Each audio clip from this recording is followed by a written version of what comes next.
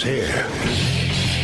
Now, broadcasting from the underground command post, deep in the bowels of a hidden bunker, somewhere under the brick and steel of a nondescript building, we've once again made contact with our leader, Mark Levin.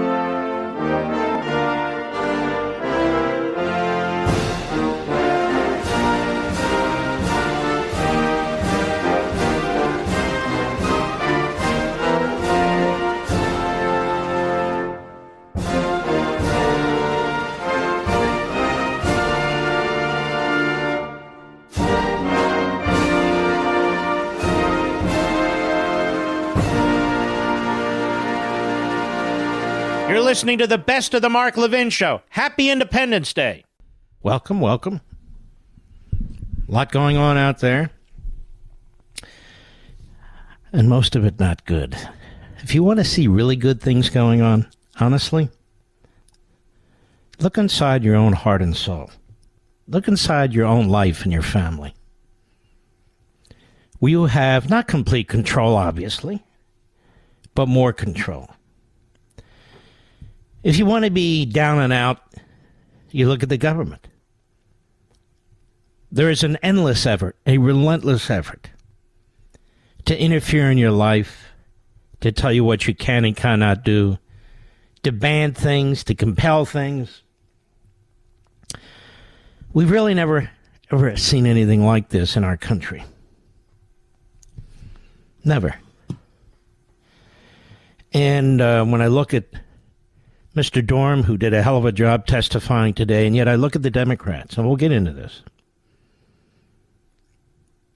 A friend of mine said to me today, the Democrats don't want to hear what he has to say. No, of course not, because they were part of the plot to get Trump.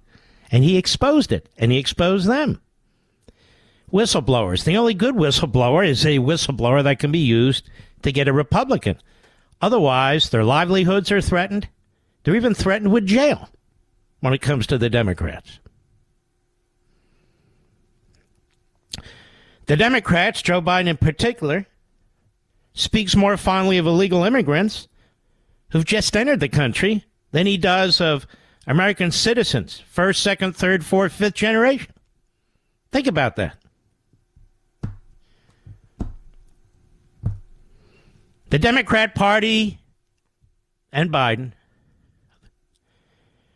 they are more in love with the Paris Climate Accords than they are with the Constitution and the Declaration of Independence. Why is that? I think we know why.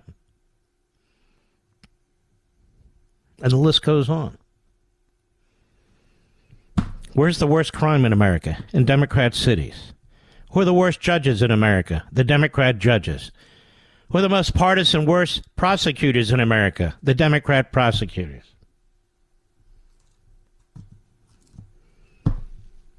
Which party is it that's massively expanding government? Spending money they don't have. Imposing impossible debt on generations yet born. I think that's the Democrat Party.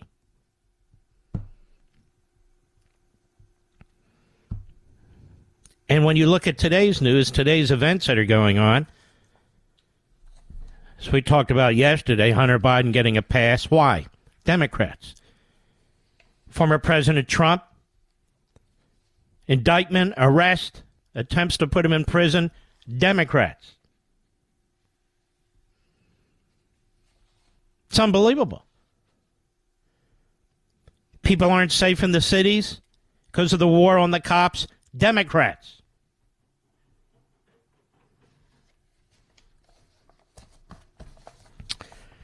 I want to thank those of you who went over to Amazon and ordered your early copies, your pre-ordered copies of The Democrat Party Hates America.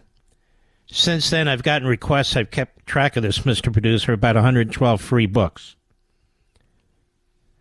including from program directors who just think I can just send out books willy-nilly. First of all, the books aren't available for 3 months. Secondly, the publisher can't possibly meet all those demands, and certainly I can't. It's really unbelievable. But I thought it was important to do this project. And I told you yesterday, we've been getting a lot of inquiries, and I want to thank you. And I'm certainly not going to spend all day on it. But I open it up this way. The Democrat Party and Authoritarianism is the first chapter. This book is not intended to be provocative.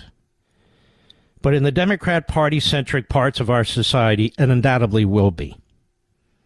That said, it's not written for Democrat Party officials, politicians, media sycophants, activists, and surrogates. It's written for those patriotic Americans who fear for our country and its future. America's unraveling. Our founding and history are under assault. Our families and faiths are being degraded. Individualism has been substituted for groupism. Colorblindness is now said to be racist. Capitalism and prosperity are being devoured by economic socialism and climate change fanaticism.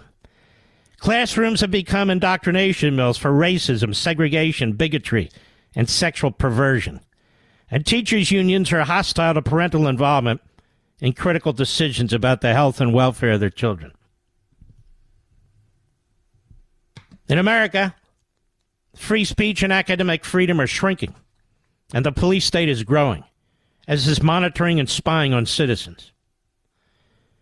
The government is banning and regulating more and more household products, from incandescent light bulbs to dishwashers, while creating shortages and driving up costs of others. Crime is out of control on our streets, public transportation, and schools, while police budgets are slashed and many prosecutors and judges coddle violent criminals. Our borders are wide open to millions of foreigners who seek entry into the country, as drug and criminal cartels ship killer drugs into our country by the tons and brutalize migrants by using them as indentured servants and sex slaves. And the list goes on. The Democrat Party is responsible for most of this and much more. It seeks to permanently control our governmental institutions, just as it dominates our cultural entities. From the media to academia, entertainment to science, it seeks to delegitimize and eviscerate the Constitution, including the Bill of Rights, the Electoral College, the Supreme Court, separation of powers, etc., which obstructs its ideological designs. It abuses the rule of law by targeting its political opponents for harassment, investigation, prosecution, and even imprisonment. On October 30, 2008, when Barack Obama shouted to a crowd that we are 5 days away from fundamentally transforming the United States of America, he was not kidding. On May 14, 2008, when Michelle Obama pronounced that we're going to have to change our conversation, we're going to have to change our traditions, our history, we're going to have to move into a different place as a nation, she meant it. The Obamas are not alone among Democrat Party apparatchiks in their contempt for this country. In fact, it is the rare top Democrat Party politician who regularly praises America and is sincere about it. They mostly trash-talk the country, smear millions of its people. The examples are too numerous to catalog here, but it is a party that is built on the demands and propaganda of revolutionaries, demagogues, and malcontents, and has a horrifying history of supporting the most contemptible causes, including slavery, segregation, the Ku Klux Klan, even lynchings. Indeed, almost from the start, the Democrat Party rejected the principles and values of the American experiment. And today it is the home of another anti-American movement, American Marxism, with its various ideological appendages. The Democrat Party ruling class, elites, and activists are united in this revolution. As the title of this book declares, the Democrat Party hates America. Indeed, if you want to fundamentally transform something, you clearly do not love it or even like it. As I've explained on my radio show many times, if someone says, I wish I could fundamentally transform my spouse, if someone says, then you obviously don't love or like your spouse. But what if you do not want to fundamentally transform America and you love our country? Then it's important to speak the truth about those who seek to impose their will on the rest of us. When dealing with such a dire threat to our freedom, society, and way of life, we cannot dodge our responsibilities as citizens, especially in my case, when I have such large platforms to push back. It can be difficult and unpleasant to speak out and write a book such as this, given the predictable outrage and anger that will surely result from numerous individuals and quarters. Nonetheless, the time is late and the cause is too important to self-censor. So let us step back and examine what is taking place in the central role of the Democrat Party. Now, I'm not going to sit here and read all 92 to 93,000 words. But those are the first handful of paragraphs that lead into the rest of that chapter. The Democrat Party and authoritarianism. The other chapters, that's chapter 1. Chapter 2 is anti-black racism and anti-Semitism. Chapter 3 is anti-white racism and anti-Semitism. Chapter 4 is language and thought control. Chapter 5 is war on the American citizen. Chapter 6, war on the nuclear family. Chapter 7, war on the Constitution. And Chapter 8, Stalin would be proud. Then there's the closing chapter, the epilogue. I hope you'll take a moment, because this book is written for you. It's written for this audience specifically, you, my radio and TV audience. But Mark, we already know these things. There's a lot of things in this book I doubt you do, but that's okay. Then be preachers. Then proselytize. Spread the word. Use the book. You're the new colonists. I want you to think back toward a time when this country was facing annihilation from the British Crown. I want you to remember what I've told you before. That 1/3 of the people in this country at the time, 1/3 of the colonists, and no more, supported self-government,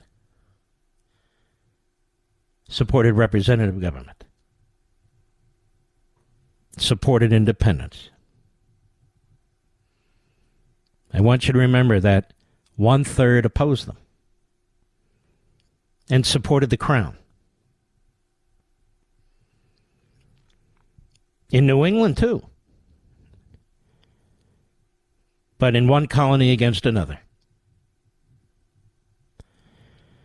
Some of the colonies were perfectly happy selling cotton to the British Crown. They wanted nothing to do with what was going on in Boston and Philadelphia. In one state in particular, half of those who fought in the Revolutionary War fought for the crown against their fellow colonists. About 1/3 of the colonists who were, in fact, affected by the Revolutionary War took no side. 2/3, therefore, were either against the revolution or took no side. There are tens of millions of us, America. Tens of millions of us who need to support each other. I don't have all the answers. If I had all the answers, I wouldn't be in this business. I'd be a preacher or something else. But I don't have all the answers. But I do have a lot to offer you from history and economics, from philosophy, a lot. And the Democrat Party today is the greatest enemy we face in this country. The greatest enemy we face in this country. And I'll take all the sling and arrows, but I want you, the army of Levinites, to stand with me. I'll be right back. Mark Levin.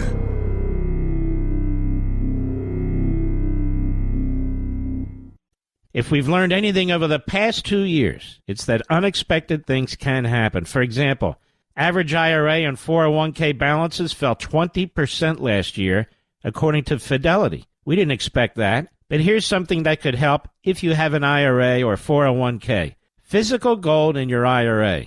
The World Gold Council says even central banks are buying tons of gold. Now, what does that tell you? Learn why many Americans are turning to a gold IRA with Augusta Precious Metals. They're the best. I recommend them to my friends and family.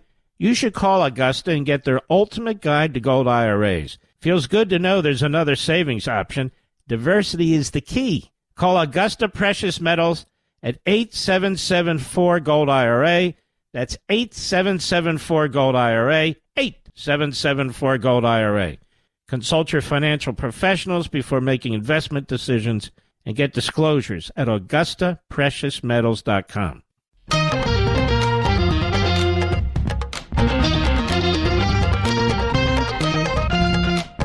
This is Mark Levin wishing you a happy 4th of July. Now back to the best of me. The government is destroying the children of this country, absolutely obliterating them. It is brainwashing them to be racists or to self-hate. It's brainwashing them to be failures. Brainwashing them to be little economic socialists and Marxists against capitalism. It is brainwashing them to be failures. One of the great schools, high schools in America in Northern Virginia,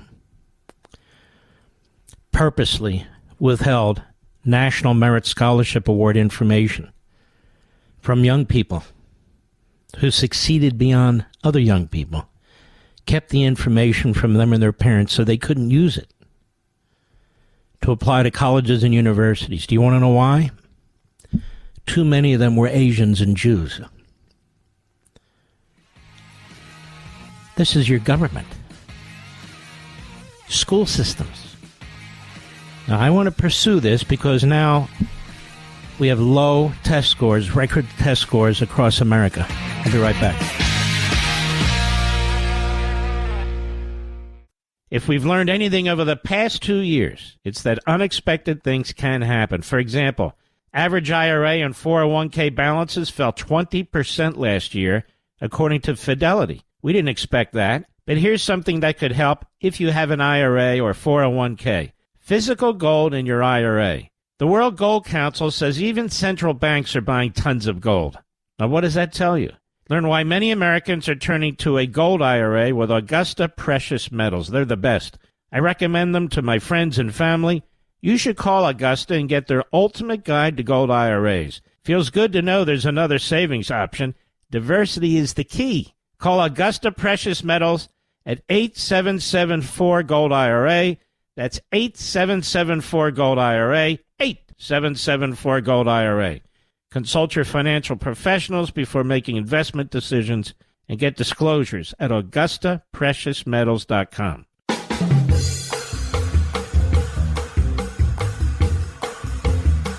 This is the best of the Mark Levin Show. Happy Independence Day. Something that has always been important to me, kind of in my DNA, is education. When I was 19 years old, I ran for the local school board in Cheltenham Township, Pennsylvania, a mile outside of Philadelphia. Back then it was Republican. Today it's all Democrat. And I ran on getting back the basics. And I was still in law school. And I won. And at that time, I was the youngest person ever elected to a school board in the Commonwealth of Pennsylvania. And I was quite the pistol, I think I am today, in that I always took on the teachers' union, the local Education Association affiliate of the NEA. And we had these brutal fights, and we had 9 members on the school board. The votes were typically 7-2. President of the school board was an old man. He was 27. Actually, was my buddy Bob Seelig. And we were very much of like mind. 7-2, 7-2. Every now and then 8-1, but mostly 7-2. Well, long story short, I eventually became president of Landmark Legal Foundation. Now, this is a foundation. I can't take the credit for this, but this is a foundation, a fantastic foundation, that took on the issue of school choice before you ever heard of school choice. We represented a woman called Polly Williams. She was a state delegate out of Milwaukee, the poorest area in Milwaukee. Black woman, obviously.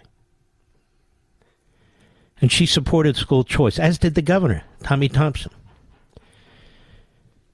But we represented her and others, several families, because the National Education Association, the Wisconsin Education Association, its Milwaukee affiliate, and phony civil rights groups all opposed school choice. There we are, facing groups like the NAACP and so forth. This litigation was arduous. It was complicated. There were 2 constitutions we were dealing with, the state constitution and the federal constitution. We were in the Wisconsin Supreme Court at least twice, and we won there, as were other groups. We went to the U.S. Supreme Court at least twice. We eventually won there. This whole debate about school choice and options for kids would not be possible but for the victories. The long-fought, difficult victories by Landmark Legal Foundation and a few other groups. We wouldn't be talking about school choice today, or charter schools, or any of it. The idea was first brought to us at Landmark Legal Foundation by a man you may have heard of, Milton Friedman. Milton Friedman was his idea. Remember the first time I met Milton Friedman? I didn't know him well, obviously. The first time I met him, I bumped into him at a seminar. I've always hated seminars, but I bumped into him at a seminar. I introduced myself. I wasn't a guy on TV and radio at the time. I was much younger. And he said, where are you working? I said, I'm working at Landmark Legal Foundation. So he said, wonderful. He starts, well, when he turns around, he says, wait a minute. You're the school choice law firm. I said, yes, we are, sir. And we had a wonderful chat. He was a wonderful, wonderful man. Just so easy to talk to. So what I'm going to read to you right now demonstrates what I mean about the Democrat Party in government. In the last 24 months, the Democrat Party, maybe 30 months, has absolutely obliterated our educational system. Their surrogates, the teacher union bosses, Randy Weingarten, and whatever crackpot heads the NEA, they've destroyed public education. They have destroyed the classroom. They have destroyed the faith of parents in the school system for good reason. And they double, triple, quadruple down because they figure, what the hell are you going to do about it? And the consequences are grave and severe. Here's a piece in the New York Slimes by Dana Goldstein. I'd say, wow, the New York Slimes. Actually, it's in many, many media outlets, but I choose to read it from here just to make the point.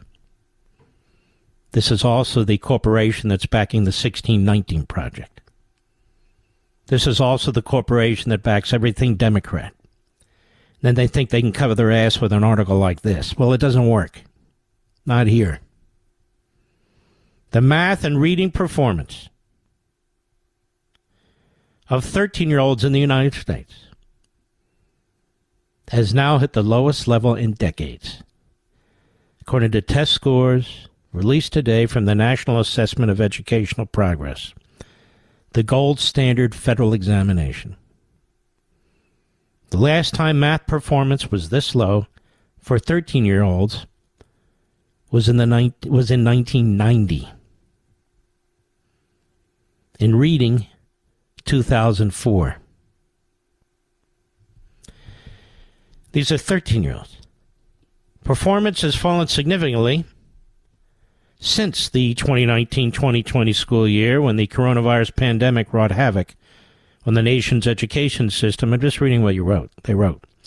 But the downward trends reported today began years before the health crisis, raising questions about a decade of disappointing results for American students.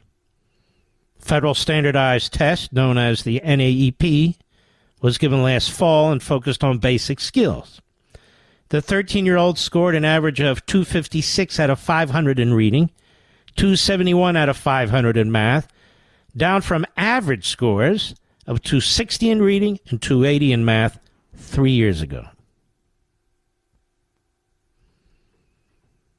Achievement declined across lines of race, class, geography. But in math especially, vulnerable children, including Black, Native American, and low-income students, experienced bigger drops. Large body of research shows that most American children experience academic struggles during the pandemic. It has also been clear that low-income students of color were most heavily affected by school closures and remote learning, which in some districts lasted more than a year. Who runs those schools, Mr. Bediza? Which party? That's right, Democrat. The latest test results are the federal government's final major release of data on pandemic learning loss. Did they not say 2 paragraphs before that this started well before the pandemic 10 years ago? Yes, they did. The scores add to educators' understanding of the challenges that lie ahead for children of different ages and demographic groups. All right, then they get into their classic Marxist pablum. They don't teach math anymore like math. They don't teach reading anymore like reading. They don't teach English anymore like English. They don't teach history anymore like history. So much of what goes on in these classrooms and in these school districts is superfluous. So much of what goes on in these schoolrooms and these classrooms is Democrat Party propaganda. So many of the people teaching our children are unqualified. They get tenure out after 1 or 2 years. The schools have been nationalized by the Democrat Party. The unions run the classrooms. They control the textbooks, the seminars, the training sessions, the faculty lounge. They control the school libraries. And if a parents group dares to speak up, they're on the FBI hit list. You dare not challenge this monopoly. You dare not challenge it. Obama sent his kids to private school. He refused to support poor black kids going to private school. Biden went to a private Catholic school. So do both of his boys. He opposes school choice. Buttigieg went to a private school. He opposes school choice. Elizabeth Warren went to private school. She opposes school choice.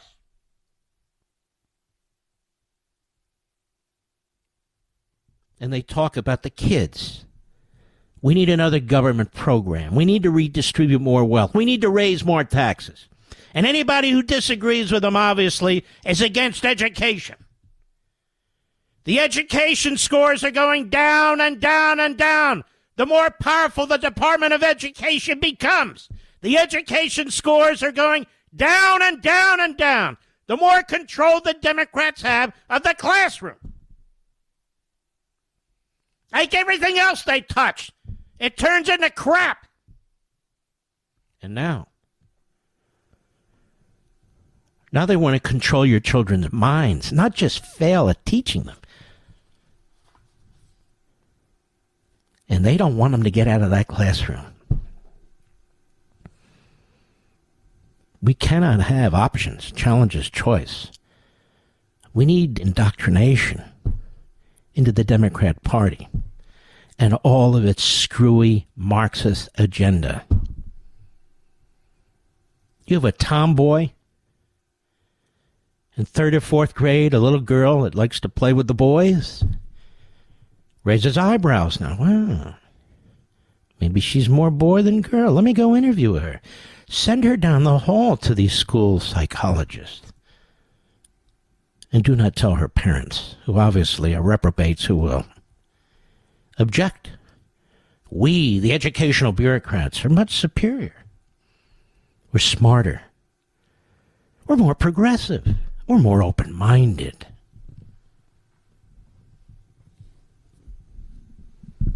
They say, we need to do what's medically right with our children. Boy, there have been regimes in the past that have said exactly the same thing. They experimented on people. We're just trying to figure out the best form of science and save the greater good, save the masses. What's the problem? How do I identify? Does that sound like science to you, Mr. Producer? How do I identify? You have a Supreme Court nominee who won't even define a woman while she's praised as the first black woman on the Supreme Court. She can define black. She can define Supreme Court. But woman, she can't define. Why? Of course she can define it. Because she's a Marxist ideologue, that's why. I've got a lot more to say about this. I'll be right back. Mark Levin.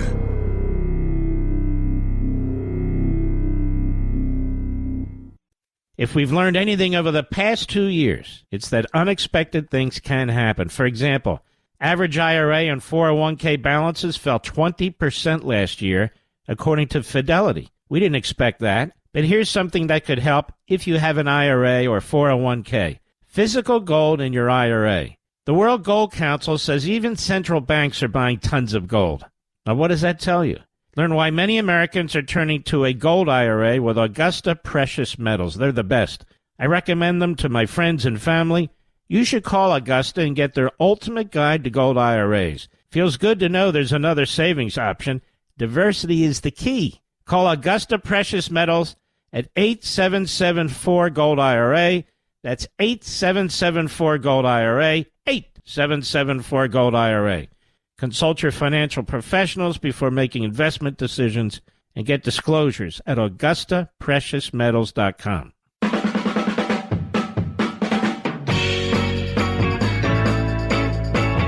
This is Mark Levin wishing you a happy 4th of July. Now back to the best of me. Jimmy Carter and the Democrats created the Department of Education in the 1970s. Reagan comes in. I'm one of many that come in with him. Tries to abolish it. He even won the Senate in coattails. Nobody thought he would. So big was his landslide. He won the Senate. But he was blocked from eliminating the Department of Education by the Republican majority in the Senate. Blocked. There were a lot of people like Mitch McConnell and Lisa Murkowski.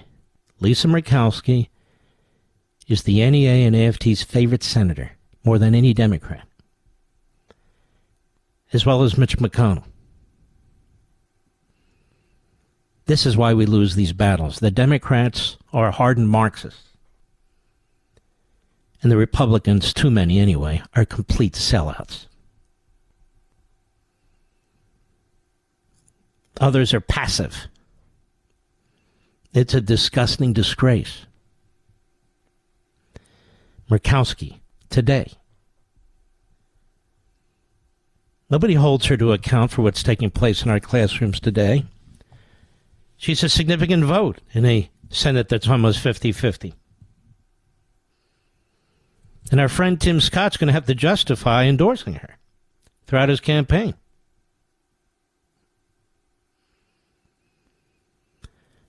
Was Adam Schiff just held? Was he just censured, Mr. Producer? Well, we're going to have to talk about this after the top of the hour. I could not be more proud of the Republicans for censuring Adam Schiff in the House. The House is where the action is, folks.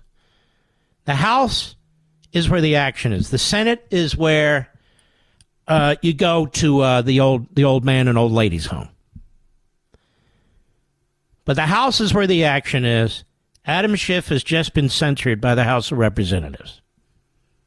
Oh, just the Republican. Okay. I don't care. It's the House of Representatives. Because he's a lying scumbag. And let's watch for the Republicans who defend this. That is him. And object to this. Whether they're dressed up as commentators or presidential candidates. This entire lie about Russia collusion and the constant effort by Schiff to go on TV and trash the former president as chairman of the Intel Committee, trying to mislead the American people into believing that he actually had evidence. He said it over and over again. Well, he's a lying sack of sausage. And now he's been censured. As I understand it, Mr. Producer, is that correct? By the House of Representatives. And I'm going to dig into this over the course of the next few minutes, and I will report back, and we will continue. I'll be right back. This segment of the podcast is exclusively sponsored by Pure Talk. Pure Talk offers great coverage and can save your family money on your wireless bill every single month. Go to puretalk.com to find the plan that's right for you. Thank you again for listening, and thank you so much for this sponsorship, Pure Talk. He's here. He's here. Now, broadcasting from the underground command post, deep in the bowels of a hidden bunker, somewhere under the brick and steel of a nondescript building, we've once again made contact with our leader, Mark Levin. You're listening to the best of the Mark Levin Show. Happy Independence Day. Did you listen to the 2 minutes of the audio tape that was leaked by the Biden regime to CNN America? Did you listen to it? Oh, yeah. It's all over the media, you know. It's all over the media. And the legal analysts and the hosts and the rest, they want to know, how does Trump get out of this? How does Trump get out of this? Were the 17 audio tapes involving the Bidens and the bribery for $10 million from the Communist Chinese? Who's president today? Joe Biden? He's the one that has power today. He's the one destroying the country. Does anybody care about those things? Where are they? How come CNN never gets a copy of that stuff? But notice the media could give a damn about civil liberties, due process, poisoned juries, misconduct by the Department of Justice, by the rogue federal prosecutor. Notice they don't give a damn about individual rights and the Bill of Rights. Civil liberties apply to everybody. And so this morning I got up early and I posted the following, which has made the rounds. While beating their chests about the horrors of Trump holding classified information, the fact is that the corrupt Biden DOJ, sleazy Jack Smith's office, the usual corrupt media lapdogs have publicly identified, characterized, and even released whatever classified information is known to the public. Everything we've learned about this is from the leaks, America. Not from Trump. From the leaks. By the government. From the filings by the government. So here we have another leak. In this, they've committed scores of felonies, interfered in a presidential election, and have pushed the nation to the brink of some kind of civil war, while smearing and denouncing Trump and his supporters. Trump hasn't leaked anything to the public. They have. After 50 years in Washington, Biden owns the federal bureaucracy. The thoroughly corrupt Biden family and Biden regime use the power of federal law enforcement against their political opponents. The so-called MAGA extremists, pro-lifers, parents, all white supremacists, don't you know, whatever that means. While the same investigators and prosecutors pull all punches, lie, censor, cover up, dismiss, play down all the publicly known evidence. Thank you, FBI and IRS whistleblowers, Kevin McCarthy, Jim Jordan, and James Comer, of millions and millions of dollars in foreign payoffs, bribes, influence peddling, money laundering, and other sleazy Biden financial schemes, especially involving selling out to our biggest threat, Communist China. We have a Manchurian president. The whistleblowers have testified about obstruction, political interference, multiple underlying crimes. They've been ignored by the corrupt media, personally attacked by the power-hungry Democrat Party, and punished by the Biden regime. Attorney General Garland, corrupt to the core like most mob lawyers, has been caught perjuring himself before Congress and obstructing justice by claiming to not have interfered in the Hunter Biden investigation, when IRS whistleblowers say the prosecutor told them, that's David Weiss, that he did. Even though Weiss is trying to reverse course. Problem is, they've numerous witnesses and contemporaneous notes to back them up. Garland has approved every sleazy investigative and prosecutorial tactic against Trump and MAGA Republicans, while trying to create a public image of the earnest judge. He's a dangerous man with Stalinist characteristics. Garland has stonewalled appointing a special counsel to investigate his boss, Joe Biden, because he wants to smother with a political pillow Biden's multiple criminal activities that even involve our national security. He's the man in charge of the Biden cover-up and the Trump imprisonment effort. Garland appointed and unleashed the disgraced Jack Smith, known for Gestapo-like tactics to pursue Biden's political targets, especially so-called MAGA Republicans, and his biggest threat and nemesis, Donald Trump. Smith was publicly admonished in an 8-0 Supreme Court decision, 8-0, for his abuse of power in a phony public corruption case brought against a former Republican governor. Garland saw that as a compelling credential. And of all the lawyers he could have chosen, he picked this one because he knew he will do the work of the mob. Garland, Biden, his operatives, the hopelessly corrupt media.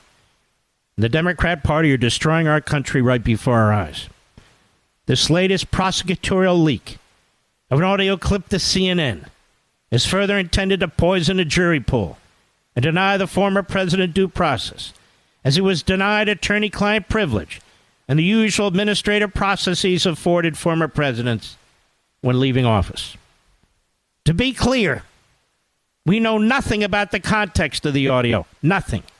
We are fed exactly 2 minutes via CNN, a favorite state-run media outlet. We know no more or no less than they tell us to know. And the multiple felonies committed by this regime in leaking the tape will be completely ignored. Felonies committed in pursuit of Trump are no longer felonies. The justice system is dead. The Democrat Party owns the federal government. That's what I posted. Have you heard a single broadcast network, any, raise these concerns? Not one. A single host, not one. A single legal analyst, not one. The government commits felony after felony after felony, leak after leak after leak after leak. About classified material, they violate the Espionage Act. But it doesn't matter. It's of no consequence.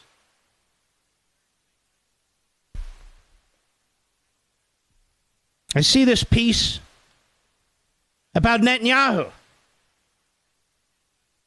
It's funny, in a sick way, how the Marxist left is the same whether it's in America, Israel, or anywhere else. By the great Caroline Glick on JNS. On Thursday night with sunken faces, Channel 13's legal correspondents delivered the news. The judges presiding over Prime Minister Benjamin Netanyahu's trial for bribery and breach of trust had told the prosecutors and defense attorney last week that the prosecutors have not proven their charge of bribery and are unlikely to succeed in doing so since all their major witnesses have already testified. The implications are earth-shattering. For the past 7 years, two forces, the state prosecution and the media. Get my drift? The state prosecution and the media have pushed Israel to the brink of civil war in their effort to criminalize Netanyahu and demonize his supporters. It's the same Marxist tactic. Their goal was never hidden. They seek to oust Netanyahu from public life and disenfranchise his voters by disqualifying and demonizing their elected leader. When I read this later today, I said, is this not as close to what I posted as possible? I'm not making an allegation. I'm saying here, look at the overlap here. Beginning in 2016, because she's right on, through criminal leaks to reporters from every major newspaper, radio station, and television channel, state prosecutors, police investigators, journalists, and editors invented and shaped a narrative of criminality surrounding Netanyahu and sold it to the public on a daily basis. Netanyahu, they said, undermined Israel's economy, national security, moral fiber to satisfy his decadent tastes, enrich his cronies, and further his obsessive-compulsive quest for positive media coverage from the same media that hates him. With its unqualified commitment to Netanyahu's downfall, the media justified every means the prosecution employed against him. Shame on America's media. Again participating in these diabolical Stalin-like practices where you are fed audio, fed information by the damn government to try and take out Trump. Same damn thing in Israel. The reporters and editors who proudly proclaim themselves champions of civil rights and the rule of law look the other way, or justified repeated crimes committed by prosecutors and police investigators in order to get Netanyahu. And she goes on in a fantastic piece.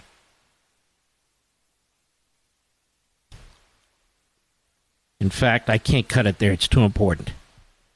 consider just a few of those crimes, which, while exposed in full on the witness stand, were widely known in real time.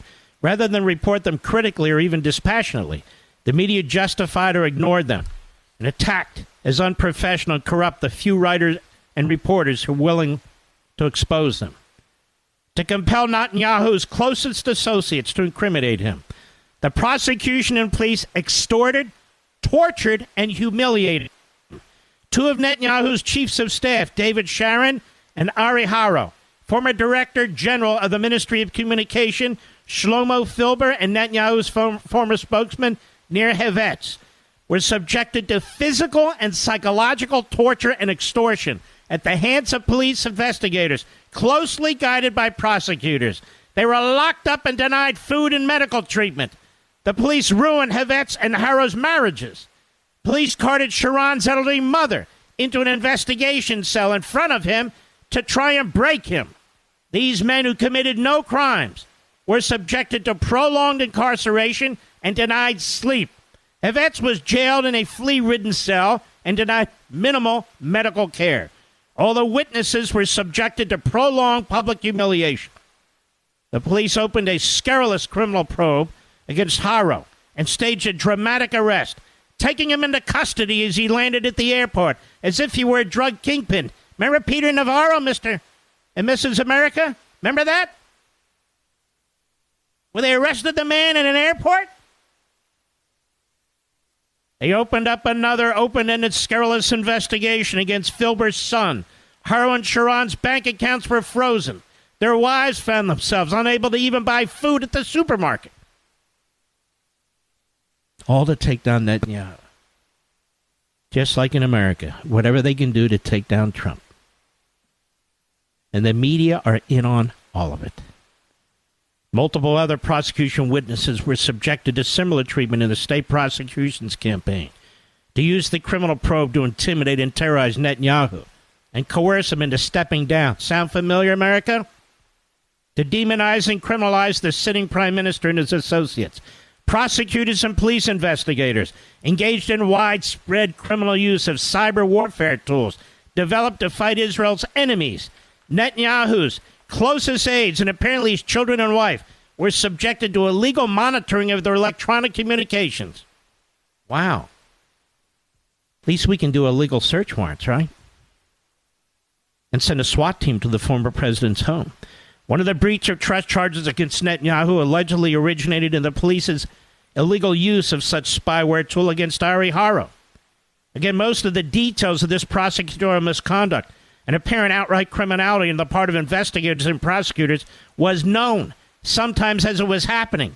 The vast majority of reporters and editors in every medium supported these actions, just like they support the leak of that audio yesterday that they're slobbering all over. Fools at Mediaite. Fools all over our web pages. Everywhere. They don't look as this is totalitarian activity. It's perfectly fine by them. Well, one day, that pendulum will swing. You mark my words.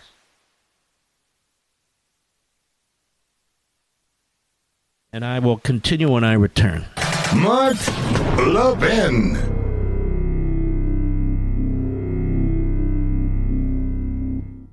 Verizon, AT&T, T-Mobile. If you're with them, you're overpaying, pure and simple. Pure Talk can easily save your family over $900 a year. Right now, get unlimited talk, unlimited text, and ultra-fast 5G data for just $20 a month. $20 a month. What about the coverage, you ask? It's phenomenal. I'm on it. Pure Talk uses the most dependable 5G network in the nation. Just go to puretalk.com and use promo code Levin Podcast to get unlimited talk, text, and plenty of data. Just $20 a month. Pure Talk's amazing U.S. customer service team will make switching very easy. So choose a veteran-owned company that cares about keeping jobs in America and saving you money. Go to puretalk.com. Use promo code Levin Podcast for unlimited talk and text with plenty of 5G data for just $20 a month. Again, when you go to puretalk.com and use promo code Levin Podcast, you'll save an additional 50% off your first month with Pure Talk.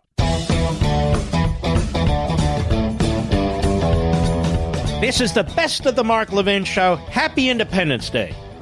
Stick with me, folks. It's another important show where I try and pull all these things together. The Constitution of the United States.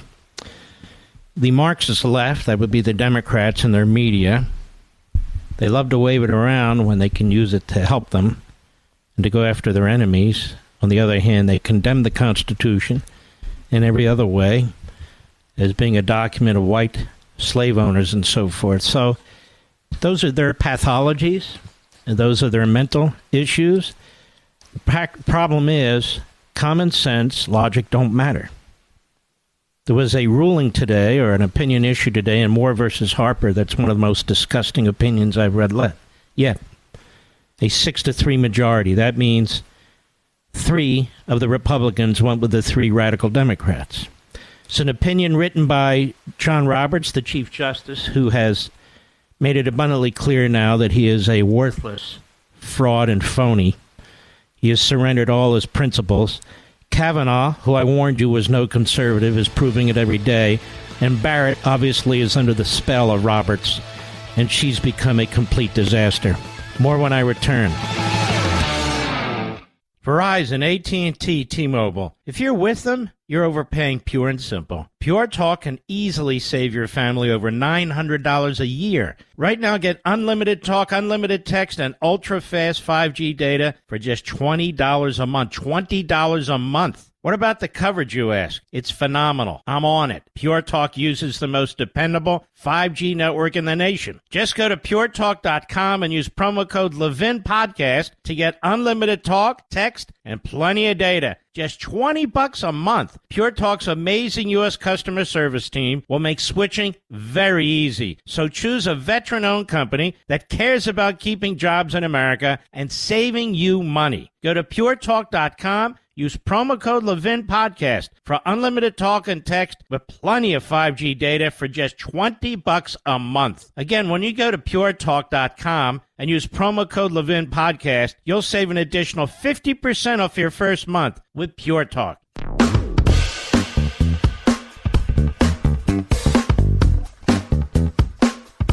This is Mark Levin wishing you a happy 4th of July. Now back to the best of me.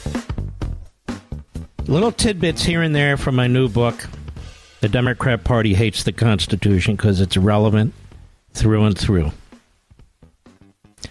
So before we get into this specific, truly imbecilic decision involving North Carolina, I want to lay the foundation. Those 3 justices, Roberts, Kavanaugh, and Barnett, are being praised on MSNBC. Slobbering praise and so forth. And this is what the radical left media know to do. John Roberts covets positive, slobbering media attention.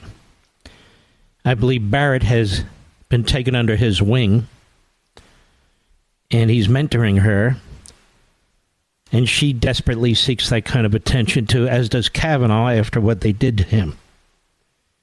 The 3 stalwarts are Alito, Thomas, and Gorsuch. That's it. There are no others. Now, as you know, the Democrat Party hates the Constitution as they hate America, as they hate you. They hate the founding, they hate the framers. An entire chapter on the Constitution called War on the Constitution. It's chapter 7.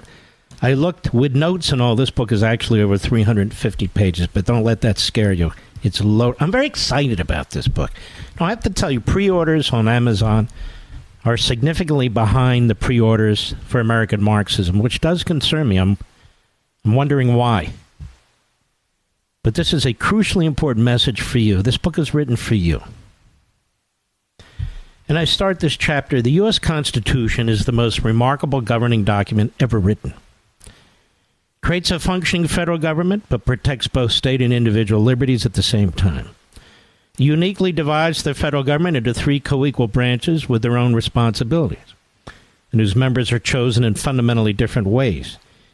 It is further designed to protect the people from at least 2 forms of tyranny, mobocracy and dictatorship. The Constitution is a document that takes into consideration the extraordinarily diverse nature of America, from its more densely populated areas to its rural communities, from its more commercial centers to farming areas, from its fisheries to its mining towns, from people of deep faith to people of no faith, from the highly educated to the barely literate, from the rich to the poor, and yes, from white to black people and every other skin color. It is a self-correcting document, allowing for amendments to address imperfections and unforeseen events should a significant portion of the body politic and the public demand them. The Constitution is a truly incredible manifestation of thousands of years of human experience and progress, yet drafted in a period of less than 5 months. But if your purpose is to fundamentally transform America, then your purpose must also be to destroy constitutional republicanism. Thus, the Constitution must go, either all at once or by parts. And that is exactly what the Democrat Party and its masterminds have in mind. Indeed, Biden and his party are endlessly and relentlessly looking for ways to bypass the Constitution's obstacles to centralized power. In the past, the Democrat Party and its academicians insisted that the Constitution actually embodied their ideological agenda and compelled the outcomes they demanded. They celebrated the judiciary's abuse of judicial review and promotion of activism. Today, they make open their disdain for the Constitution and no longer seek to disguise their true intentions. For example, radical leftist Ruth Kolker, professor at Moritz College of Law, The Ohio State University, is illustrative of this modern assault on the Constitution itself. Key to this attack is to try to link the Constitution to slavery. She writes in the opening salvo of her essay titled The White Supremacist Constitution, quote, "The United States Constitution is a document that during every era has helped further white supremacy. White supremacy constitutes a political, economic, and cultural system in which whites overwhelmingly control power and material resources. Conscious and unconscious ideas of white superiority and entitlement are widespread, and relations of white dominance and non-white subordination are daily reenacted across a broad array of institutions and social settings." And by the way, this is going on in law schools across America. This lady is as lily white as they come. Rather than understand the Constitution as a force for progressive structural change, we should understand it as a barrier to change. From its inception, the Constitution enshrined slavery and the degradation of black people by considering them to be property rather than equal members of the community. The Civil War amendments did not truly abolish slavery and only prohibited a limited band of state action. Radical Reconstruction was short-lived as white supremacy quickly eviscerated any political gains that black voters had achieved. The Supreme Court has interpreted the Civil War amendments consistently with their white supremacist roots. Rather than serve as an effective instrument to help eradicate the badges, incidents, and vestiges of slavery, the Constitution has become a tool to both ban voluntary race affirmative measures at the federal, state, and local governmental levels, and also to preclude Congress from enacting strong abolitionist measures. The court has enshrined the views of Andrew Johnson, a fierce proponent of white supremacy, into its structure. Now, there's a guy by the name of Elie Mystal, or Elie Mystal, I should say, who is a contributor to MSNBC. He's on there all the time. In my view, he's an absolute bigot. And he wrote a book. I had to buy it, and I read it. Allow me to retort a black guy's guide to the Constitution. Again, in my opinion, this is who he is. Like Kolker, he declares that the United States is and always has been a corrupt society. The Constitution is nothing but the demands of immoral white people enshrined in a document and imposed on the nation. During his media tour promoting the book, he declared on ABC's The View television show, quote, "The Constitution is kind of trash. Let's just talk as adults for a second." He went on, "It was written by slavers and colonists and white people who were willing to make deals with slavers and colonists." colonialists, I should say. They didn't ask anybody who looked like me what they thought about the Constitution. Moreover, this document was written without the consent of black and brown people in this country and without the consent of women in this country. And I say, if that is the starting point, the very least we can do is ignore what those slavers and colonists and misogynists thought and interpret the Constitution in a way that makes sense for our modern world. Now, of course, among the improvements to the Constitution, he says, were no states' rights when it comes to health care, elections, policing, and guns. That's just better. He says, for Mistel, therefore, interpreting so-called the Constitution is simply a practical and cynical way to destroy it, for he and his fellow ideologues to impose their will. How do we respond to this? That's why I write books like this. That's why this book is particularly crucial. Now you're going to learn a little bit of information you've never learned before, certainly not in classrooms or other books. Former law professor Robert Nadelson, who I've met and know in the past, he's a great guy. Now the Independence Institute explains, to begin with, the dominant view among the founders was that slavery was absolutely not fine. The prevailing view was that slavery violated natural law and was doomed to extinction. In fact, by 1787, several states had begun the journey toward abolition. Nor did the Constitution create or mandate slavery or racial discrimination.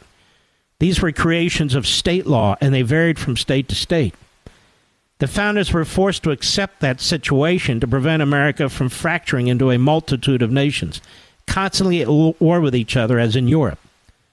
Also false is the common claim that slaveholders adopted the Constitution. Of the public that ratified it, only a small percentage owned slaves. Perhaps as many slaveholders opposed the Constitution as favored it. And he writes, in at least 5 states, the ratifying electorate included free African Americans. Did you know that? Apparently Mistel didn't know it. Now you know. Interesting how many of those who insist that, quote, and Mrs. Me, all our history must be taught when promoting the non-historical CRT, refuse to do just that, as they relentlessly smear our country.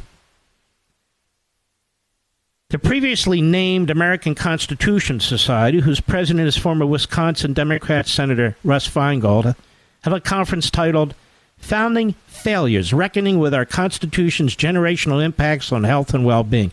You'll notice this endless attack on the Constitution because of Marxism. That's what they embrace. And I've said 1,000 times they cannot coexist. Our Constitution's establishment of a racial caste system, they say, left a legacy that can be seen generations later, and its impact on the health and well-being of communities of color. Exploitative scientific studies, inferior medical care, and discriminatorily designed infrastructure and environmental policy have wreaked havoc on the bodies of black, indigenous, and Latinx Americans, and it goes on. As I point out, of course, the party most directly responsible for slavery, segregation, and racism and their perpetuation is the Democrat Party, which the American Marxists are deeply sympathetic to and aligned with as members and advocates. Now, even more.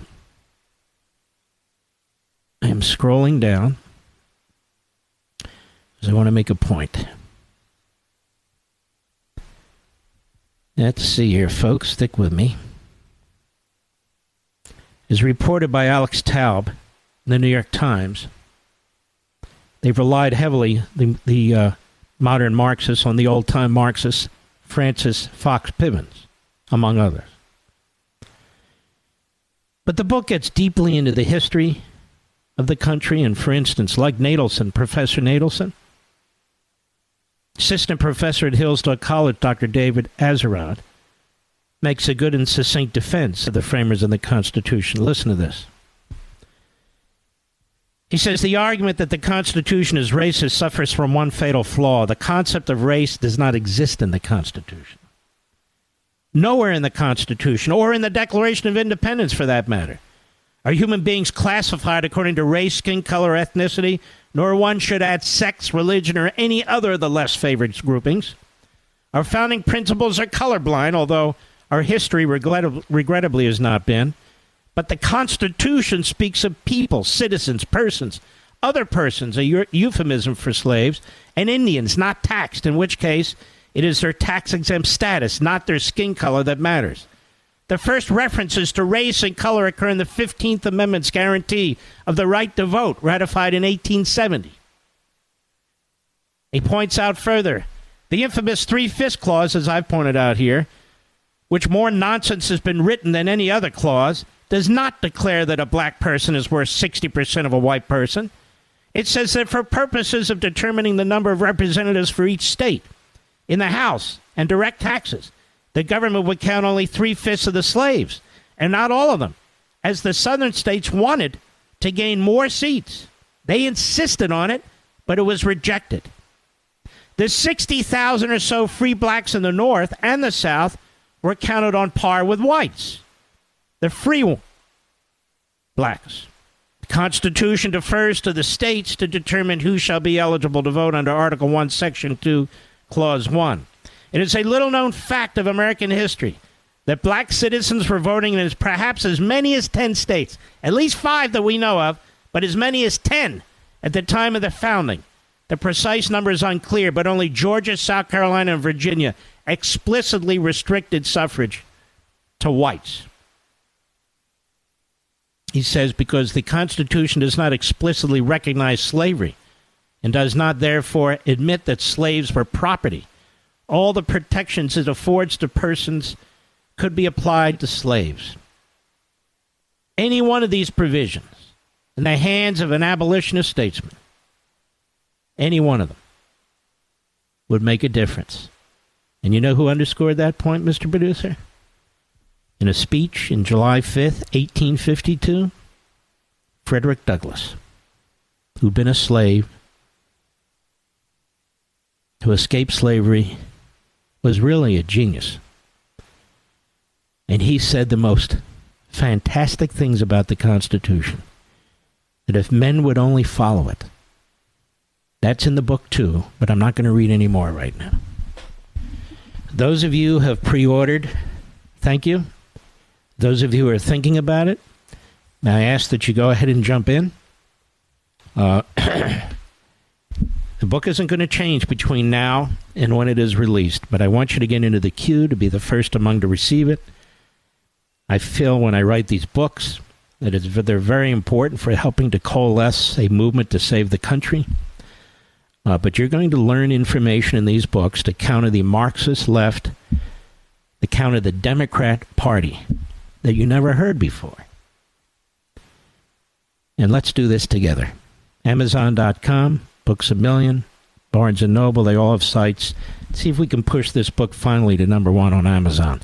I'll be right back. Mark Levin.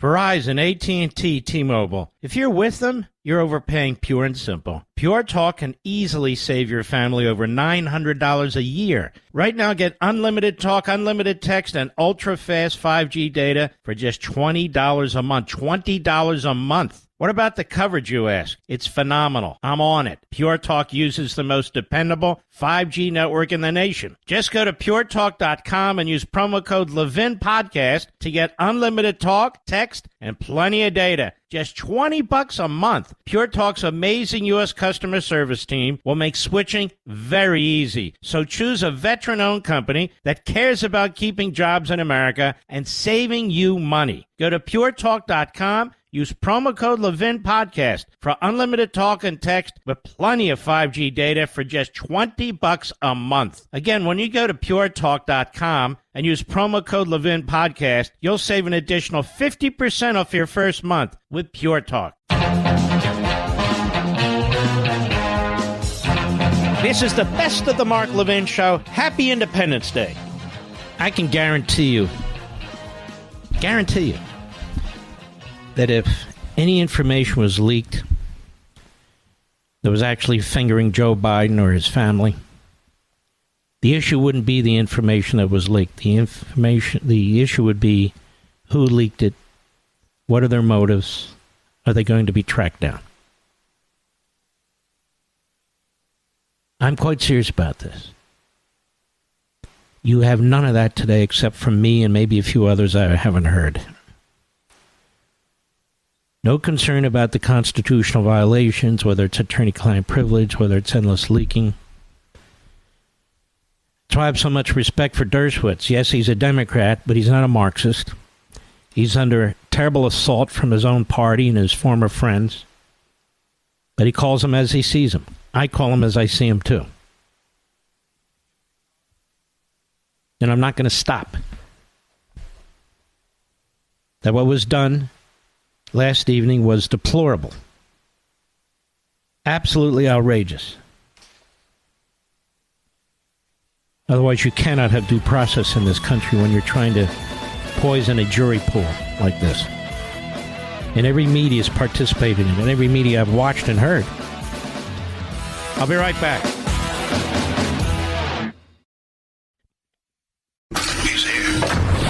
He's here. Now, broadcasting from the underground command post, deep in the bowels of a hidden bunker, somewhere under the brick and steel of a nondescript building, we've once again made contact with our leader, Mark Levin. You're listening to the best of the Mark Levin Show. Happy Independence Day. I want to read to you one of the two sections in the U.S. Constitution on elections that the court decided on today. And then I want to explain to you how imbecilic and disingenuous this decision was, and why this decision came down the way it did. It's really quite simple. The Elections Clause of the Constitution provides, this part of it, quote, the times, places, and manner of holding elections for senators and representatives shall be prescribed in each state by the legislature thereof. So in the state, the legislature is the beginning and the end. But the Congress may at any time by law make or alter such regulations except as to the places of choosing senators. Now, the word legislature is in there. There's a common understanding of a legislature. It's not complicated. This is one of the clear pieces of text in the Constitution. How else could they have written it? And it was obviously drafted at the Constitutional Convention. It was adopted at the Constitutional Convention. And it was adopted by the ratifying states. But that's not good enough for the U.S. Supreme Court. That's not good enough for governors, for boards of supervisors, boards of elections, state courts, lower federal courts. It's not good enough. That's right. Seems pretty plain to me. But the Democrats, in advance of this decision, have had a full court press, and I mean the Democrats in the media and elsewhere, suggesting that if you rule that the language in the Constitution says what it says, then there must be something wrong with you. This is a unique theory. It's a theory that the state legislatures have the final say, and that there isn't state court review.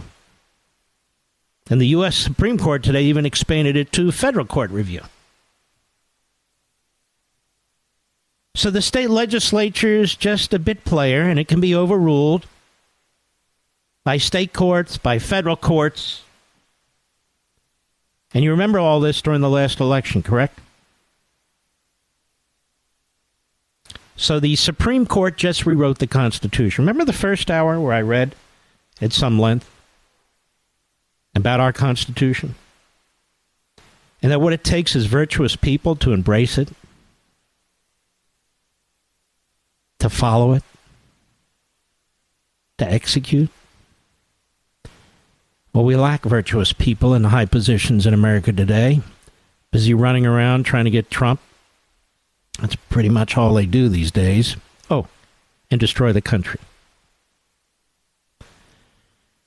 Before I get into the case, I want you to know that the kooks at MSNBC and Obama, a kook himself, and he spent his career condemning the Constitution and those who drafted it.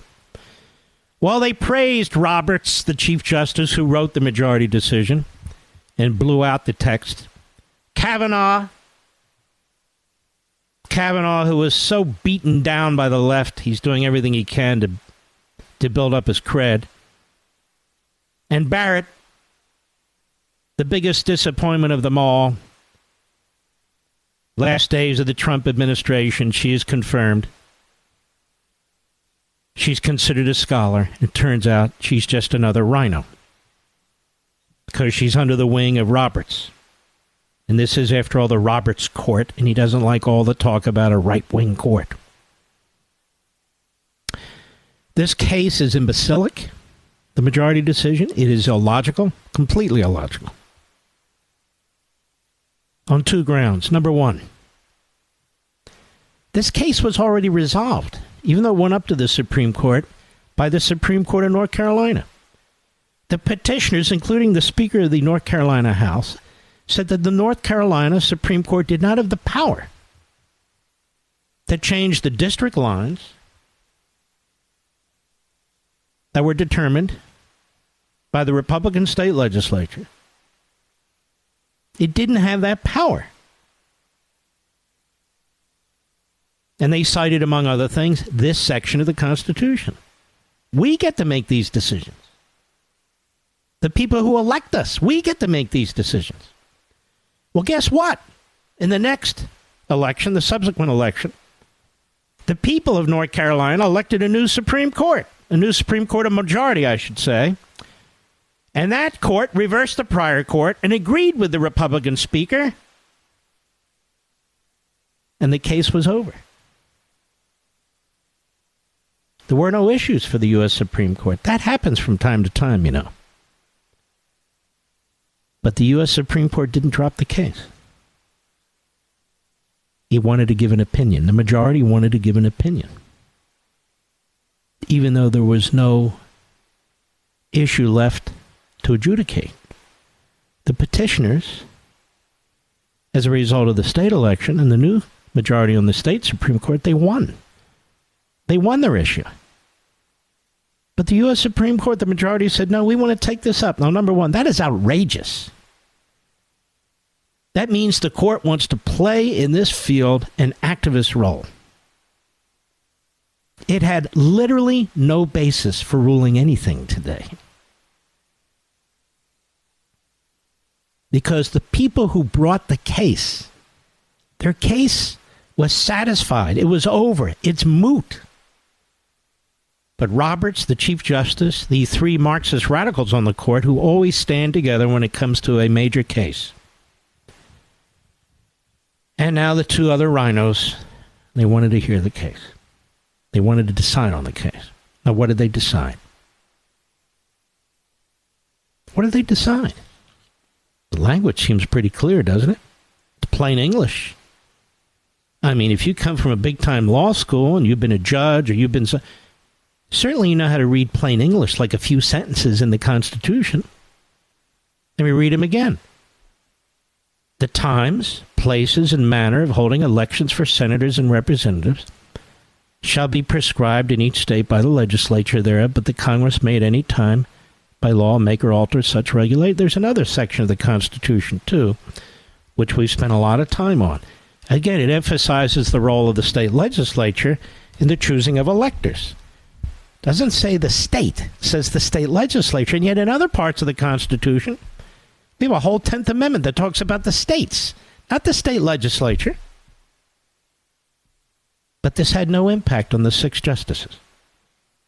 6-3, the three truly excellent justices, Alito, Thomas, and Gorsuch. Now, before I give you the second point, the reason the justices wouldn't drop this case, particularly the three Republicans, is because they wanted to appeal to the radical left Democrat Party media that's been pounding them lately. I call John Roberts Hollywood John because he reads the news. He's on to the media. It's his court, baby. Kavanaugh, as I said, is trying to remake himself, and Barrett is a lost soul who is subjected to the influences of the Chief Justice. It's a lousy Chief Justice. Supreme Court rule, this MSNBC. Supreme Court rules against giving state legislatures unchecked control over federal elections. How do you like that sentence? How do you like that title? No, we'll give it to the courts instead. They'll have unchecked control. The justices rejected the, quote, independent state legislature theory, unquote. So it's a theory. There it is in black and white in the Constitution, but it's a theory, you see, America, which was cited by Trump supporters during the 2020 election. They mean me. The theory would have restricted the power of state courts to review certain election laws. Exactly. Because the framers didn't say the states. They said the state legislature, each state by the legislature thereof. Not the state thereof. They know how to write, the framers. They know how to think these things through. But you see, what happens here is when you abandon the Constitution and the moorings of the Constitution, you can do these sorts of things. So the three Marxists on the court, they held firm. And they were joined by the three rhinos on the court. So there you go, 6-3. I'm afraid this is going to turn into another Burger court, to be perfectly honest with you. Warren Burger. I interned for Warren Burger when I was in law school. I drafted the speeches, most of them. It dealt with the poor quality of teaching in law schools when it comes to actual litigation. Because he asked me to look into those things, and I certainly enjoyed it, and I certainly did. And he was quite right. But that was a court that was all over the map. Because you had leftists, you had one conservative, and then you had others who were looking for, in each case, looking for a way in, a way out, I don't know. So this is the way NBC News and MSNBC reported. The Supreme Court on Tuesday declined to impose new limits on state courts, reviewing certain election-related issues by ruling against Republicans in North Carolina fighting for a congressional district map that would heavily favor their candidates. Imagine that. Imagine having a majority party winning elections and deciding what the district should look like. Ladies and gentlemen, that's been going on since day one. Who should decide? Oh, we should have experts in Washington. And what happens? The experts are corrupted, and the next thing you know, the Democrat Party's in charge of it again. In doing so, the court declined to embrace a broad version of a hitherto obscure legal argument called the independent state legislature theory. Now, by the way, this propaganda came out of Ivy League law schools, has been pushed by the media since day one, which Republicans say limits the authority of state courts to strike down certain election laws enacted by state legislatures. Supporters of former President Donald Trump cited the theory in various cases during the 2020 presidential election and its aftermath. So, of course, they go after Eastman. They'll eventually come after me, even though he and I never talked about this as far as I know. Doesn't matter. This has always been my view. It's not just my view. It's the view of a number of justices in the past, including Rehnquist and so forth. But regardless of precedent and what justices thought and what justices wrote, what does the Constitution say? You have here in the federal Constitution the conference of authority on the state legislatures in federal election matters. There's not a conference on states generally. There's a conference on the state legislatures in plain English under the federal Constitution. How then does a state court get to intervene and say, no, the state legislature is wrong? It has no federal constitutional authority to interfere in a federal election matter. It doesn't matter what state courts normally do, Mr. Chief Justice. It doesn't matter if state courts normally have judicial review over state constitutional issues, Mr. Chief Justice. This is a federal constitutional issue, authority granted specifically to the state legislatures. The framers of the Constitution were a hell of a lot smarter than you and those 5 others you went with you. They knew exactly what they were doing. They wanted the elected body in the state dealing with the elected body at the federal level, Congress. They didn't want all the courts in between to make decisions like this. If they did, they would have said so. They were very reluctant to empower the judiciary. They called it the weakest branch. It's now the most powerful branch, other than the 4th branch, the unconstitutional massive bureaucracy. And this is exactly the point of my book. We're being ruled by rulers. The Democrat Party's all in, but then we have this. They couldn't get what they wanted today without those 3 Republicans. And they got it. And no matter how much we vet these candidates, no matter their records in lower courts, no matter their records in the bureaucracy, no matter their records, they flip, the vast majority of them. And I don't want to hear again from my old friend, federal judge Royce Lamberth, how wonderful Kavanaugh was on the courts. He sucks. And I don't want to hear from the Federalist Society ever again how wonderful Barrett was when we took up her cause here. She sucks. I'll be right back.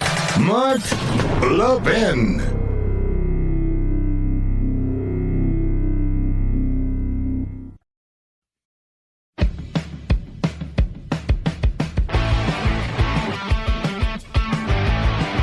This is Mark Levin wishing you a happy 4th of July. Now back to the best of me. So Kavanaugh wrote the decision the other day that nobody expected because it was so stupid. Taking power away from the states to create their congressional districts. Louisiana and one of the other states, I believe it was Alabama, but I could be dead wrong. He shot them down. Again, voting with the left. And then he participates in this. So it's clear what he's trying to do in his own mind for his own legacy is he wants to be a great Republican civil rights court justice. That's what he wants to be. And that's why the left does what it does to our nominees. Brutalizes them. And when they're weak, they collapse. When they're strong like Clarence Thomas, they don't. It's a short segment. When we come back, I want to circle back on something and provide additional information to you, ladies and gentlemen. From the Washington Examiner, Brecken F. Thies, investigative reporter, the group targeting conservative Supreme Court justices, and by the way, they're only targeting the 3. Only the 3. Thomas, Alito, and Gorsuch. And it's a phony news operation out of, used to be at least, San Francisco. It's a phony news operation called ProPublica, a.k.a. Pure ProPublica. And it's funded with an enormous amount of dark money. The left used to hate dark money. They still pretend to, but they use more of it than anybody. Because their billionaires spend lavishly like Marxists for control and power. Our billionaires, not so much. Not so much. They're very nervous. They're very nervous. Oh, what are they going to do to me? Very nervous. Not all of them, but 2. How about chipping in and helping the rest of the country, for God's sakes? Where's our George Soros? Anyway, I'll be right back.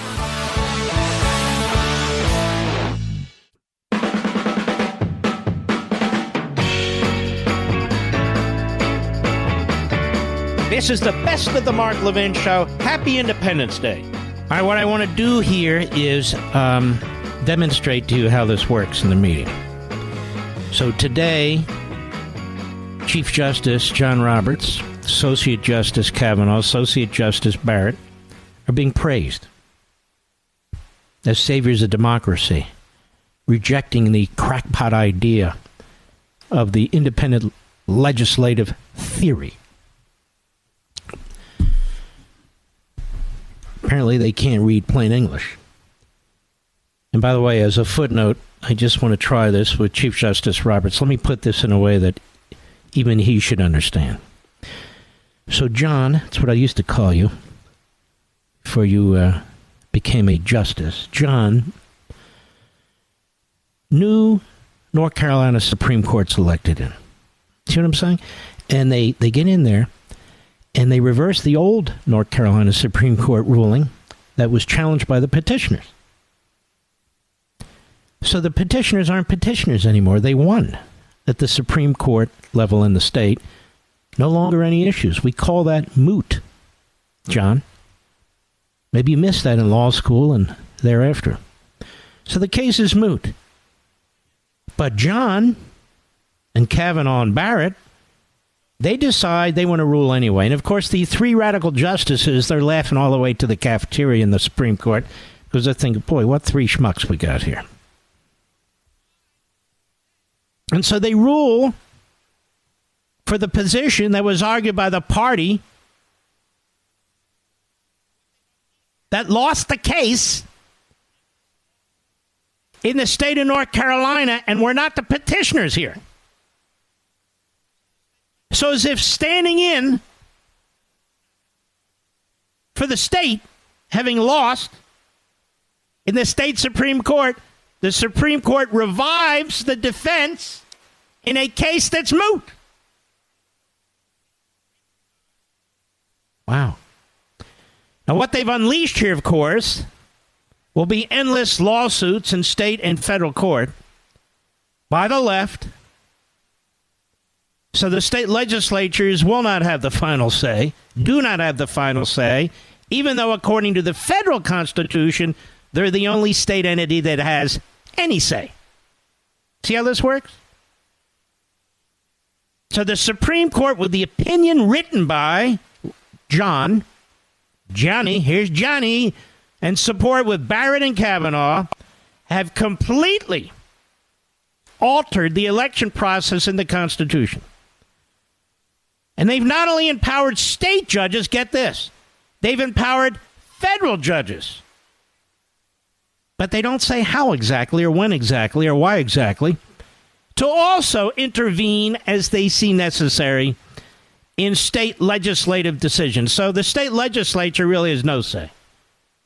The state courts look over their shoulders. Federal courts look over their shoulders. This was a moot case, and they took it, and they destroyed the whole election process.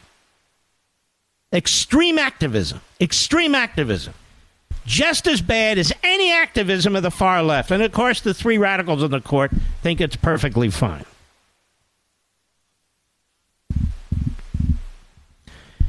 And they are being celebrated, Mr. Producer, are they not? Celebrated today with all the usual a-holes on TV. But what happens to the three conservatives on the court? The originalists, the constitutionalists. Brecken Thies, investigative reporter, Washington Examiner. ProPublica, the non-profit news website attacking Supreme Court Justices Clarence Thomas and Sam Alito, they also went after Kavanaugh. It's funded by left-wing mega donors who pump money into the court-packing advocacy groups.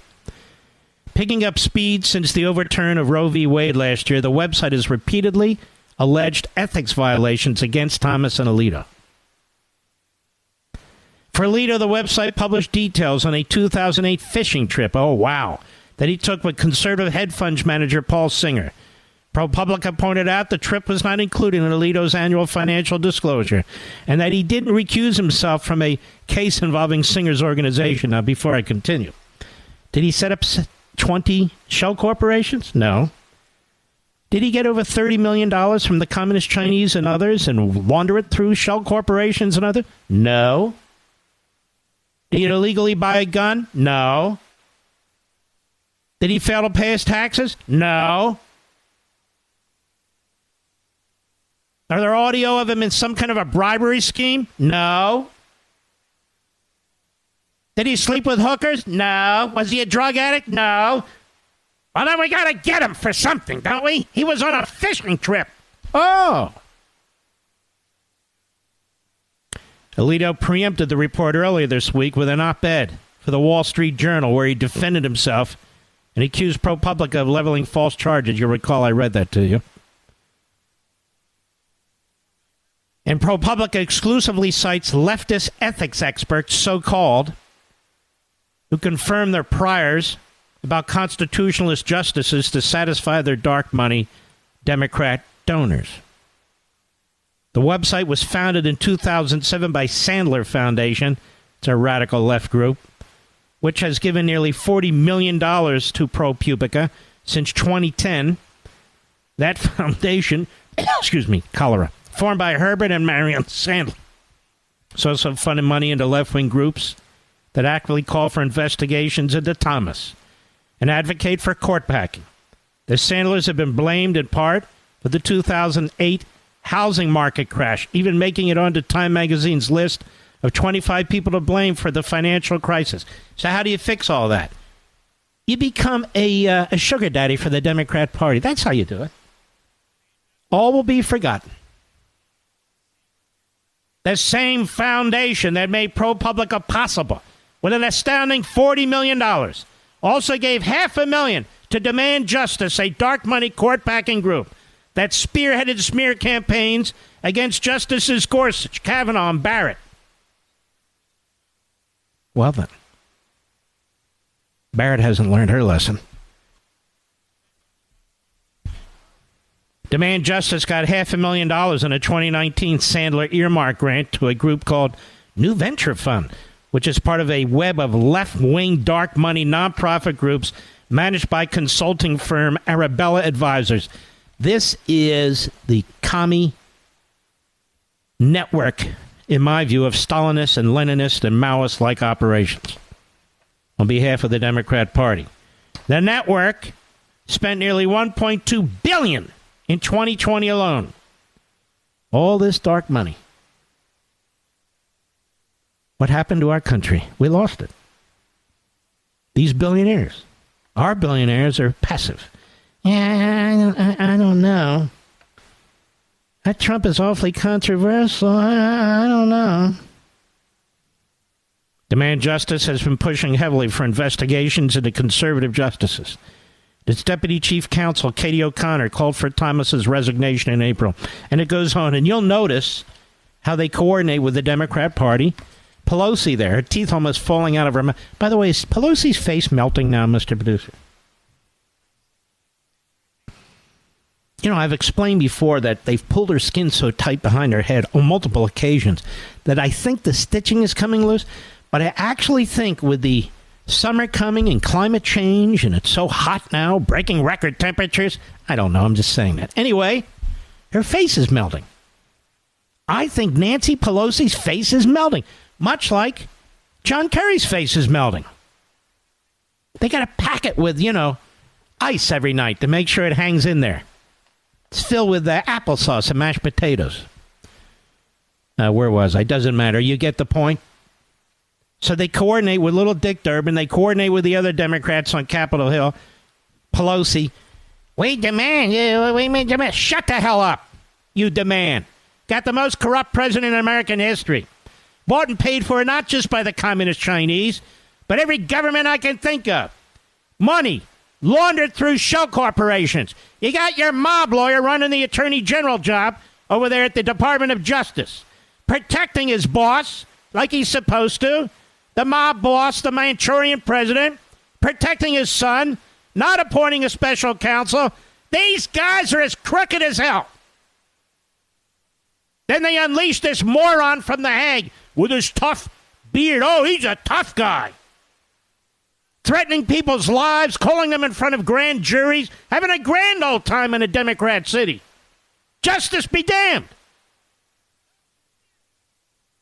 Ready to throw people in prison, left and right. Oh, we have fake electors. Oh, they're fakes. Ignoramuses. Oh, we have these theories in the Constitution, like the state legislature should be calling the shots. Says it right there in the federal. Oh, it's a theory. No! Abortion is a theory in the Constitution. And half of the other crap you people think up on the left. Those are theories. And meanwhile, they hate the Constitution. The Constitution has been saved. I thought you hated it. Wait a minute. I do hate it. You know, the racists who wrote it, the slavers, the colonists who wrote it. It was written for white supremacy. But we love it when those justices come through for us to empower the Democrat Party. We love it. I don't know what I despise more. The Democrat Marxists or cowardly, pathetic Republicans who assist them because they want a moment in glory. Makes me sick to my stomach the way we fight for justice, fight like hell, and how they turn on us in a moment's notice, and they turn on our progeny, and they turn on the Constitution of our country. That's what happened today with a 6-3. Think about Roberts. Voted for Obamacare, even though it's unconstitutional. Voted for reading this language out of the Constitution of the United States. Voted against the Dobbs decision, and he's the Chief Justice as putz. It's a putz. Johnny, you're a putz. Maybe you always were, and I just didn't know. But you definitely are now. Am I allowed to call him a putz? I don't know. Will I be rounded up? Round him up. Round him up. You know what's interesting? All these so-called conservatives who got behind Kavanaugh. Obviously, I defended him against the onslaught, but I warned you he'd be this. Where are they now? Are they apologizing? Remember me? Mark, dumb Mark, saying, no, there's no alternative. Let's get Kevin McCarthy in there. Let's get going. We have a war to fight with the left and the Democrats. He's been better than any speaker in my memory, maybe up there with Newt. But he's been pounding away, and most of you now agree with me. Every deal's not going to be a deal we like. It's just not. But how about most of them are things that we like? Meanwhile, where are all the Federalist Society types, all the conservatives, all the columnists telling us about Kavanaugh, how great he was? I warned you. Another Bushy. I'll be right back. Mark Levin.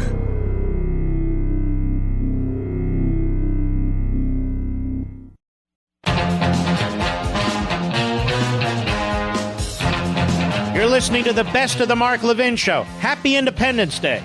I'm very anxious. September 19th seems like forever away. That's when the Democrat Party Hates America is coming out. I'll be doing a full hour with Sean. I'll be doing my own show. Be doing some others. We've got a lot of very cool things planned, and I think they're very exciting. We'll do a couple of book signings, not a lot. We're going to test out one place and see how it goes, by the way. You can guess which one. But we're going to be all in on this, and it won't matter if you're not, to be perfectly honest with you. I mean, I know what I wrote. I know what's in it. But I am hoping that you'll be able to have an opportunity to see what's in it. And you can get your copy right now at Amazon.com. Pre-order your copy. Get in the queue so you can get it as fast as possible. Same with Barnes & Noble and Books A Million. We'd love to send a message out there. Now, interestingly, so far they're ignoring us. But I guarantee you there's a gathering storm. I guarantee it. The Democrat Party will do anything to lie, cheat, deceive, dismiss, degrade, character assassinate. And what they do best is they accuse other people of doing what they do. And they try and scare the hell out of you at the same time. That's what they do. Most Americans are feeling the effects of inflation. Are you, Mr. Producer? He is. Mr. Producer is constantly getting his nails done. It's very expensive these days. I'm talking about his toenails. What do you call that? I forget what you call that. Pedicure, that's it. Pedicure. These kids today, I don't know.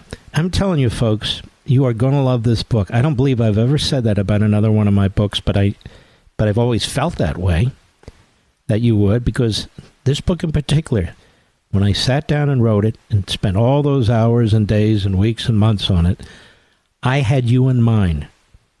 How should I write this? How should I approach this? How can I make this compelling? How can I make it intriguing, entertaining, but still have the philosophy and the scholarship and all the history in it? And I think this book does all of that. And I want to encourage you to go to Amazon.com. Some of you are saying, I'm sick of hearing this. Please bear with me, because if I don't do it here, I have nowhere else to do it. So I would encourage you to go to Amazon.com, get your copy of The Democrat Party Hates America, or go to Barnes & Noble, Books A Million, or any other place that has a link. And I want to salute all of you, thank all of you who've jumped in, encourage all of you to do it. And I will see you tomorrow. God bless each and every one of you. Have a beautiful night.